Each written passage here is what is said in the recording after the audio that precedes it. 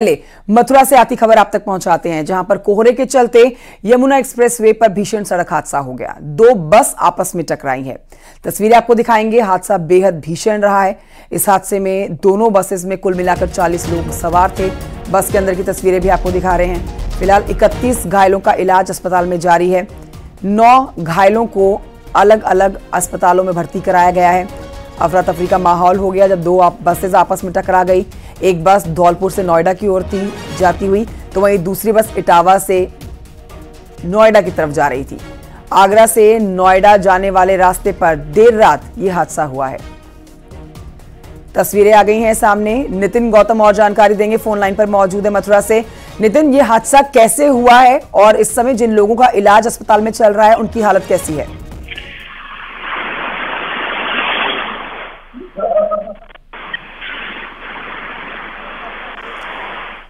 नितिन, मेरी आवाज आप तक पहुंच रही है?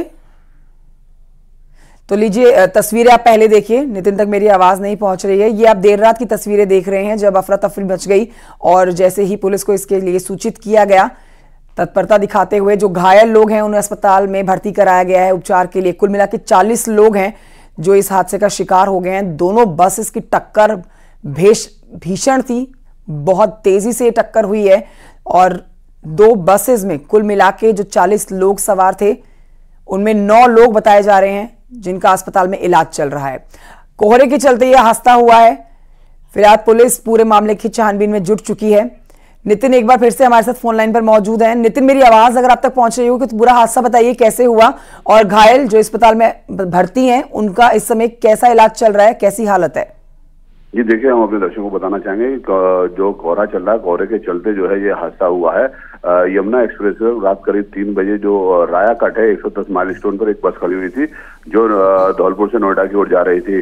तभी कोहरे के चलते पीछे जो बस आ रही थी उसको विजिबिलिटी कम होने के चलते दिखाई नहीं दिया, जिसके चलते दोनों बसों में आपस में टक्कर हो गई और इस हादसे में बस में सवार करीब 40 लोग गंभीर घायल हो गए, जिनमें से कुछ लोगों की हालत गंभीर थी। 31 जो घायल थे उनको जिला अस्पताल में भर्ती करा दिया गया है। डॉक्टर्स की टीम मौके पर जो घायल है उनका इलाज कर रही है। फिलहाल जो पुलिस थी और एक्सप्रेस के कर्मी थे उन्होंने दोनों बसों को वहां रास्ते से हटा दिया ताकि कोई और अन्य हादसा ना हो। तो कहा जा सकता है कि कोहरा जो है, कोहरे के चलते ये हादसा हुआ है। जी शुक्रिया आपका नितिन गौतम जानकारी के लिए।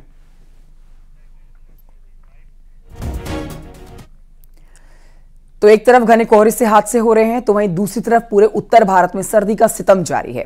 तस्वीरें आपको दिखाते हैं। दिल्ली एनसीआर समेत यूपी में भी ठंड ने लोगों को परेशान कर रखा है। जनवरी महीना चल रहा है, कड़ाके की ठंड पड़ रही है, लोगों को परेशानियों का सामना करना पड़ रहा है। सुबह के वक्त कोहरे का कहर देखने को मिल रहा है। ऑफिस पहुंचने वालों को काफी दिक्कतों का सामना करना पड़ रहा है। दिल्ली एनसीआर की तस्वीरें आप देख रहे हैं। गाजियाबाद में पारा तेजी से लुढ़कता हुआ नजर आ रहा है। गाजियाबाद में सुबह से ही कोहरे की सफेद चादर देखी गई है और विजिबिलिटी बेहद कम होने की वजह से गाड़ियों की रफ्तार पर भी ब्रेक लग गई है। तो कोहरे का असर, तेज ठंड की मार, इससे परेशान होते उत्तर भारतीय लोग। तो ना सिर्फ उत्तर प्रदेश बल्कि ये जो ठंड है दिल्ली एनसीआर में भी लोगों को सताए हुए है। ठंड से बचने के लिए लोग अलाव का सहारा ले रहे हैं। अलग अलग तस्वीरें आप देख रहे हैं। रात को कड़ाके की ठंड और सुबह तेज कोहरा। और आइए इस समय हमारे साथ कुछ सहयोगी जुड़ गए और जानकारी के साथ। गाजियाबाद से अमित राणा मेरे साथ मौजूद हैं, अयोध्या से ऋषभ मणि हमारे साथ हैं और वाराणसी से उपेंद्र हमारे साथ मौजूद हैं। सबसे पहले गाजियाबाद चलते हैं, जाके तस्वीरें अपने दर्शकों को दिखा रहे थे हम। अमित, रात को घना कोहरा और सुबह कड़ाके की ठंड और सुबह जब तक उजाला नहीं हो जाता तब तक कुछ नजर नहीं आएगा कोहरे के चलते। आप इस समय कहां मौजूद हैं, कैसे इस समय हालात बने हैं और कितनी ठंड गाजियाबाद वासियों को परेशान कर रही है?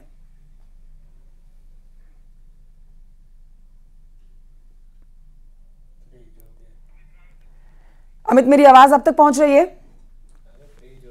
अमित तक मेरी आवाज नहीं पहुंच रही। कुछ और सहयोगी हमारे साथ मौजूद हैं। अयोध्या चलते हैं, ऋषभ मणि यहां से हैं हमारे साथ। ऋषभ मणि, अयोध्या में तो 22 तारीख के लिए तैयारियां चल रही हैं, साज सजावट का काम चल रहा है। कड़ाके की ठंड तो है लेकिन लोगों का जज्बा कम होता हुआ नजर नहीं आ रहा है। इस समय की अपडेट सबसे लेना चाहेंगे। अयोध्या में कितनी ठंड पड़ रही है, कैसे लोग इस ठंड से बचते हुए नजर आ रहे हैं?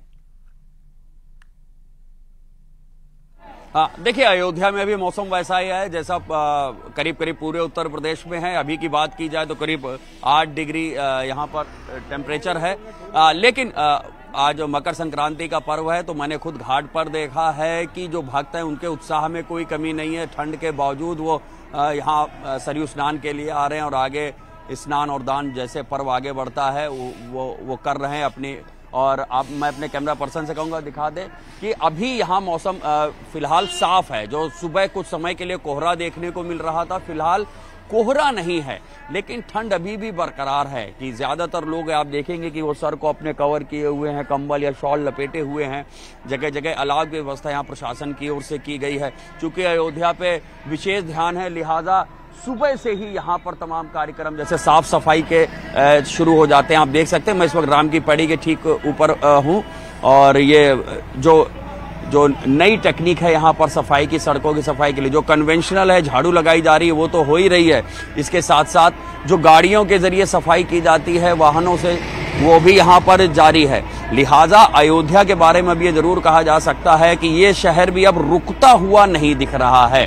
चाहे रात हो या सुबह सुबह का समय हो, भोर का समय हो, चाहे यहाँ पर भक्तगण हो, अयोध्या के स्थानीय निवासी हों, उनकी दिनचर्या प्रभावित नहीं हो रही है। और यहाँ पर धीरे धीरे करके तमाम नागरिक सुविधाएं हैं उनको बेहतर करने की कोशिश की जा रही है। लिहाजा यानी कि कड़ाके टेम्परेचर वासियों को परेशान करे हुए। वाराणसी से जल्दी से अपडेट ले लेते हैं, उपेंद्र द्विवेदी यहाँ से मौजूद है। उपेंद्र, वाराणसी में तमाम घाटों पर आज रौनक देखने को मिल रही होगी, भारी भरकम भीड़ या श्रद्धालुओं की पहुंच रही होगी और इस भीड़ का उत्साह, जोश, कड़ाके की ठंड भी कम नहीं कर पा रही होगी। क्या अपडेट्स हैं वाराणसी से उपेंद्र? माफ कीजिए रवि, हमारे यहाँ पर आस्था जो है भारी नजर आ रही है ठंड पर। जी देखिए, यहाँ पर जो आस्था है वो ठंड पर पूरी तरह से भारी नजर आ रही है। लेकिन ठंड की जो स्थिति वो ये है कि शीतलहर से पूरा शहर अभी भी ठिठुर रहा है और लोग घरों में दुबकने पर मजबूर है। हालांकि इसमें पर्यटकों की भी जो कमी है वो इस वक्त घाटों पर कम नजर आ रही है, लेकिन आस्थावानों की जो भीड़ है वो लगातार ब्रह्म मुहूर्त से ही यहाँ पर बनी हुई है और लोग गंगा में आस्था की डुबकी लगा रहे हैं। वहीं अगर ठंड की बात करें तो जगह जगह पर अलाव इन दर्शनार्थियों के लिए नगर निगम की तरफ से जलाए गए हैं ताकि उनको आराम मिल सके। जो स्नानार्थी हैं, जो यहाँ पर डुबकी लगाने वाले लोग हैं, उनके लिए अलाव आप तस्वीरों में देख रही हूँ कि स्नान करने के बाद वो बकायदा यहाँ पर अलाव आकर के ताप रहे ताकि इनको किसी प्रकार की ठंड न लगे। तो भले ही यहाँ की तस्वीर ऐसी नजर आ रही हो कि ठंड होने के बावजूद लोग गंगा में डुबकी लगा रहे हो, लेकिन जो शीतलहर है, जो ठंड है, वो न्यूनतम 8 डिग्री तक पहुंच चुकी है। तो वाराणसी भी अच्छा खासा ठंड के जद में है और लगातार ये अगले 3 से 4 दिनों तक ये ऐसा मौसम बना रहेगा, क्योंकि मौसम विभाग ऑलरेडी चेतावनी जारी कर चुका है। ठीक है रवि, लौटूंगी आपके पास। दिल्ली चलते हैं, अशरफ काज़मी हमारे साथ मौजूद हैं। अशरफ, दिल्ली वासी तो खासे परेशान है। हर गली नुक्कड़ में आप देख सकते हैं 10 कदम की दूरी पर लोग अलाव जलाकर अपने आप को ठंड से बचाते हुए नजर आ जाएंगे। आज की ठंड की अपडेट क्या है अशरफ दिल्ली से? कंचन, देखिए आज भी जो सुबह हुई है वो कोहरे की चादर में लिपटी ही हुई है। मैं इस वक्त यहाँ अक्षरधाम मंदिर पे हूँ। आप मेरे पीछे देख सकती है कि मंदिर जो है वो नजर नहीं आ रहा और फ्लाईओवर से आप देख सकती है गाड़ियों की जो रफ्तार है वो भी बहुत धीमी है। कोहरे की वजह से जो गाड़ियां चल रही है, हेडलाइट जला के चल रही है, लाइट उनकी ऑन है, बहुत धीमी रफ्तार है। कड़ाके की ठंड चल रही है और पूरे उत्तर भारत में यही हाल है। चाहे आप उत्तर प्रदेश की बात करें, पश्चिमी उत्तर प्रदेश हो, पूर्वी उत्तर प्रदेश हो, पंजाब, हरियाणा, राजस्थान, कहीं आप ले लीजिए, हर तरफ ठंड का सितम है, शीतलहर का प्रकोप है। और आज दिल्ली की जो सुबह का मौसम विभाग ने जो जानकारी दी है, करीब 5:30 बजे दिल्ली का तापमान 7.2 था और जो विजिबिलिटी थी वो 200 मीटर के आसपास थी। अब 8 बज चुके हैं तो थोड़ा सा मौसम में सुधार हुआ है, विजिबिलिटी बढ़ी है। हालांकि कोहरे और ठंड में कोई कमी नहीं है और इस कोहरे और ठंड के असर की वजह से दिल्ली आने वाली करीब 1.5 दर्जन ट्रेनों पर भी असर पड़ा है, वो लेट चल रही हैं। चाहे आप हवा एयर ट्रैफिक की बात कर लीजिए तो जितनी उड़ानें दिल्ली से लैंड करनी है वो भी मौसम खराब होने की वजह से, विजिबिलिटी कम होने की वजह से उनको परमिशन नहीं दी जा रही। और देखिए तस्वीरें जो हम इस समय आपके आसपास दिखा रहे हैं अपने दर्शकों को, उसमें साफ देख सकते हैं इंसान तो ठंड से परेशान है ही, जानवर भी इससे अछूते नहीं है। एक तस्वीर में एक छोटा सा बंदर भी देखा जा सकता है जो समझ ही नहीं आ रहा है, इस तरह से ठंड में ठिठुरा हुआ है, अपने आप को बचा रहा है। ठंड इतनी ज्यादा है कि ना सिर्फ इंसान बल्कि जानवरों को भी परेशान किए हुए हैं। एक बार फिर से रुक करेंगे हम यहाँ ऋषभ मणि की तरफ। ऋषभ मणि, अयोध्या में तैयारियां एक तरफ है लेकिन ठंड का प्रकोप भी बढ़ता जा रहा है। अब जैसे जैसे ठंड उजाला होगा वैसे वैसे उम्मीद होगी कि सूर्य देवता प्रकट हों और इस ठंड से राहत मिले। तो आज क्या लग रहा है, अयोध्या वासियों को धूप का इंतजार खत्म होगा और सूर्य देवता यहाँ प्रकट होंगे जिससे ठंड थोड़ी कम लगनी हो? देखिए, तमाम भक्तगण यहाँ सुबह से सरयू में डुबकी लगा रहे थे, स्नान कर रहे हैं, उसके बाद दान करने जा रहे हैं। लेकिन ये बात बिल्कुल सही है कि भगवान सूर्य नारायण उत्तरायण जरूर हो गए हैं लेकिन अभी तक उनके दर्शन नहीं हुए हैं। यहाँ पे लोग ये जरूर मान रहे हैं कि अगर भगवान सूर्य को दर्शन हो जाते तो उनको सीधे जल चढ़ाया जा सकता था। हालांकि मन में उनको धारण करके अपनी मनोकामना को लेकर के लोग सरयू में जल वहां पर चढ़ा रहे थे, लेकिन अभी तक उनके दर्शन नहीं हुए हैं। बहुत घना कोहरा तो नहीं है लेकिन माहौल में ठंडक है, जो हवा है वो यहाँ पर सर्द है। आज पॉलिटिकल गर्मी भी बढ़ने वाली है क्योंकि कांग्रेस के जो महासचिव हैं, उत्तर प्रदेश के प्रभारी बनाए गए अविनाश पांडे, प्रदेश अध्यक्ष उनके जा रहा है, वो सब आज यहाँ पे आएंगे। 3 बजे चंपत राय जी की पीसी है वो आगे बताएंगे मीडिया को कि किस तरह से 22 तारीख में जो प्राण प्रतिष्ठा का कार्यक्रम है, आयोजन है, उसमें क्या क्या होने वाला है। तो अयोध्या इस वक्त इतनी हैपनिंग हो गई है कि भगवान सूर्य के दर्शन नहीं हो रहे हैं, ठंड बढ़ रही है, बावजूद अयोध्या रुक नहीं रही है। मैं महसूस करता हूं देर रात हो या अलग सुबह हो, यहाँ पर वो एक गर्मी जो है वो बहुत शुक्रिया आपका तमाम संवाददाताओं का अपडेट्स देने के लिए, बहुत शुक्रिया। और आइए बढ़ते हैं आगे, आपको बताएं कि मकर संक्रांति है आज। इस मौके पर सीएम योगी ने गोरखपुर की गोरक्षनाथ मंदिर में खिचड़ी चढ़ाई है। तड़के सुबह 3 बजे से पीठाधीश्वर महंत योगी आदित्यनाथ का पूजा पाठ शुरू हुआ है। तस्वीरें आप सुबह तड़के की ही देख रहे हैं। पहले खिचड़ी चढ़ाई गई, उसके बाद नेपाल राजघराने से आई खिचड़ी चढ़ाई गई है। फिर आम श्रद्धालुओं से खिचड़ी यहां पर चढ़ाना शुरू किया है। लाखों की संख्या में श्रद्धालु भगवान गोरखनाथ को खिचड़ी अर्पित कर रहे हैं। तस्वीरें आप देख रहे हैं। आपको बताएं कि भगवान गोरखनाथ को न सिर्फ पूर्वांचल बल्कि बिहार और नेपाल के साथ साथ देश के कोने कोने से आए श्रद्धालु खिचड़ी चढ़ाते हैं। मकर संक्रांति के मौके पे भगवान गोरक्षनाथ को खिचड़ी चढ़ाई जा रही है। दूर दराज से श्रद्धालु आए हुए हैं और वो भगवान गोरक्षनाथ को खिचड़ी अर्पित कर रहे हैं। पहली खिचड़ी गोरक्ष पीठाधीश्वर ने चढ़ाई है, उसके बाद फिर नेपाल नरेश की तरफ से आई हुई खिचड़ी यहाँ पे चढ़ाई गई और फिर आम श्रद्धालुओं के लिए खोला गया। हमारे साथ द्वारका तिवारी जी मौजूद हैं, गोरक्षनाथ मंदिर के प्रबंधक हैं। सर, ये परंपरा कैसे पड़ी? ये तो आप देख रहे हैं जन सैलाब श्रद्धालु जनों का, जो आज मकर संक्रांति के अवसर पर मुट्ठी मुट्ठी भर चावल जो है जनता ये श्रद्धालु जन चढ़ा रहे हैं, आपके सामने दिखाई दे रहा है।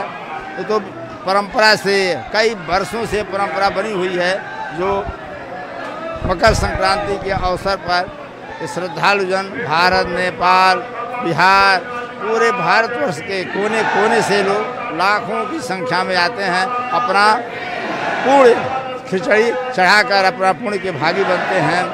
आज नेपाल से 150 लोग एक साथ गोरक्षा के लोग हैं, जो अभी पहले ही शुरू में ही लोग जो है चढ़ा रहे हैं। मकर संक्रांति को खिचड़ी लाकर चढ़ाए हैं। 150 लोग थे, गोरक्षा के थे, जो गोरखा के थे। मकर संक्रांति का पावन पर्व है। मकर संक्रांति के अवसर पर मैं पूरे प्रदेशवासियों को,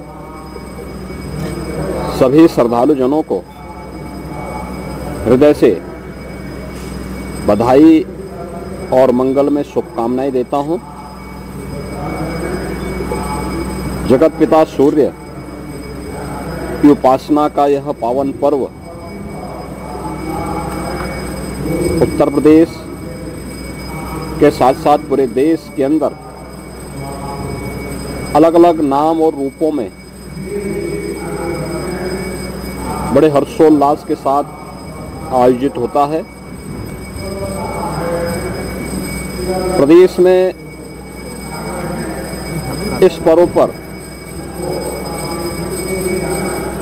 अलग अलग स्थानों पर अलग अलग प्रकार के आयोजन होते हैं, तो देश के अंदर भी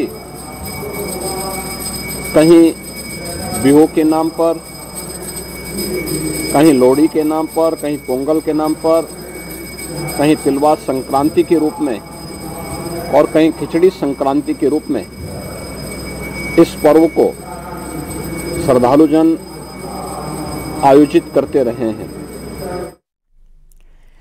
तो मुख्यमंत्री योगी आदित्यनाथ मकर संक्रांति की शुभकामनाएं प्रदेशवासियों को दे रहे हैं। मकर संक्रांति पर दान, पुण्य और स्नान के लिए भारी संख्या में श्रद्धालु पहुंच रहे हैं। गोरखपुर से लेकर अयोध्या और काशी में भक्त पहुंच रहे हैं। वाराणसी में श्रद्धालुओं की भारी भीड़ पहुंच रही है। हम आपको तस्वीरें अब दिखा रहे हैं। ये सुबह तड़के की तस्वीरें आप देख रहे हैं। गंगा में आस्था की डुबकी लगाई गई है। सुबह से ही गंगा में श्रद्धालु डुबकी लगा रहे हैं। तो आज स्नान का बेहद महत्व होता है, दान का महत्व होता है और खिचड़ी खाने का महत्व होता है। सुबह की तस्वीरें आप देख रहे हैं। सुबह तड़के 3 बजे मुख्यमंत्री योगी आदित्यनाथ ने सबसे पहले खिचड़ी चढ़ाई। उसके बाद से देखिए भक्तों की जो भीड़ आनी शुरू हुई है। अलग अलग घाटों पर भक्तों की भारी भीड़ आप देख सकते हैं। आस्था की डुबकी लगाने के लिए ये भीड़ और बढ़ती जा रही है। तो कड़ाके की ठंड के बीच में भी आप देखिए आस्था में ब्रेक नहीं लगा है। लोगों की आस्था बरकरार है। प्रयागराज में मकर संक्रांति से माघ मेले की शुरुआत हो जाती है। माघ मेला 768 हेक्टेयर में 6 सेक्टर में बसाया गया है। इस बार माघ मेले में पहली बार 6 पैंटून ब्रिज बनाए गए हैं। पहली बार आर्टिफिशियल इंटेलिजेंस का इस्तेमाल हो रहा है। माघ को पूरी तरह से प्लास्टिक फ्री घोषित किया गया है। ठंड के मद्देनजर माघ मेले में अलाव और श्रद्धालुओं के लिए रैन बसेरे का इंतजाम हुआ है। पहले स्नान पर्व यानी कि मकर संक्रांति पर 20 लाख श्रद्धालुओं के आने का अनुमान है। ये माघ मेला 8 मार्च महाशिवरात्रि के पर्व तक चलेगा। क्या पीना वो खाइएगा।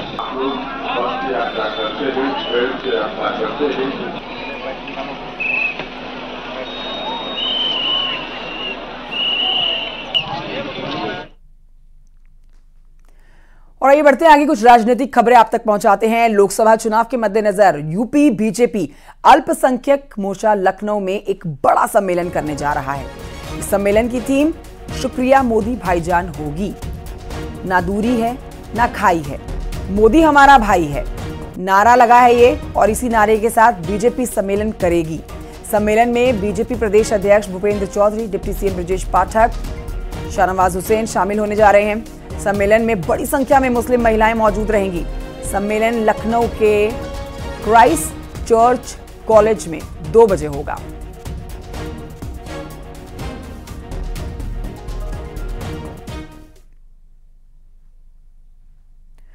और ये बढ़ते हैं आगे, आपको बताते हैं रक्षा मंत्री राजनाथ सिंह के लखनऊ दौरे का आज दूसरा दिन है। आज रक्षा मंत्री राजनाथ सिंह कई कार्यक्रमों में शिरकत करने जा रहे हैं। सुबह 11 बजे व्यापारी स्नेह मिलन कार्यक्रम में पहुंचेंगे और इसके बाद दोपहर 12 बजे का उनका गोमती नहर में पूर्व पार्षद, वरिष्ठ और प्रबुद्ध जनों के साथ बैठक का कार्यक्रम है। संवाद इनसे करेंगे।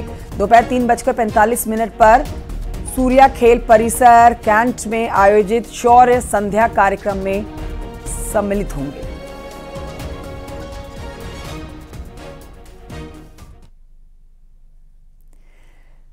पीएम मोदी आज पीएम जनमन के अंतर्गत पीएमजी के 1 लाख लाभार्थियों को पहली किस्त जारी करेंगे। तो प्रधानमंत्री आवास योजना के लिए हम आपको बता रहे हैं कि प्रधानमंत्री मोदी दोपहर 12 बजे वीडियो कॉन्फ्रेंसिंग के जरिए प्रधानमंत्री जनजाति आदिवासी न्याय महाअभियान के अंतर्गत प्रधानमंत्री आवास योजना के 1 लाख लाभार्थियों को पहली किस्त जारी करेंगे, उनसे बातचीत करेंगे। आपको यहां बताएं कि पीएम जनमन की शुरुआत 15 नवंबर 2023 को हुई थी। अंतिम छोर पर मौजूद अंतिम व्यक्ति को सशक्त बनाने के उद्देश्य से इस योजना को शुरू किया गया था।